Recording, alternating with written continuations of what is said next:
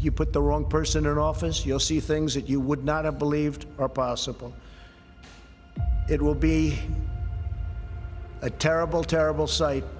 It might even be a 1929 situation, so you have a chance to have the greatest numbers in history, or you'll have a crash like you've never seen before. The Wall Street crash was followed by the worst depression in American history. That depression has been blamed on the failure of capitalism.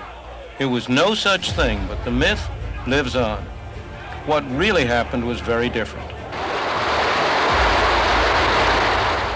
Although things looked healthy on the surface, business had begun to turn down in mid-1929. The crash intensified the recession. So did continuing bank failures in the South and Midwest.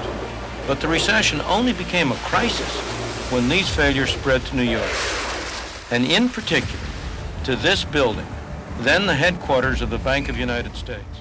Whether you hate or love Donald Trump, you have to look past the individual and think about the information and try to analyze it as non-biasedly as possible and as objectively as possible, and try and get the information out of this individual. There's going to be some fool in the comment section, I'm gonna just call him a fool, that's what they are, saying Donald Trump's never been right. You're just gonna be mad at Donald Trump, and then somebody might be a full-on fanatic about Donald Trump.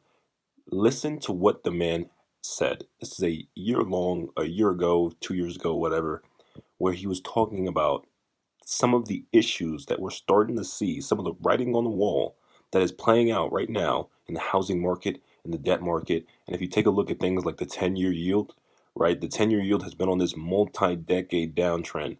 And the rate of change over the past few years, ever since 2020 when we bottomed out, that rate of change, if we just extrapolate that out over the next few years and add that onto the fact that the Federal Reserve is talking about rate hikes in September, multiple rate hikes, and given the fact that our whole economy so far has been built upon a house of cards of cheap debt and easy money, forget about whether or not you like Donald Trump or not, or you do.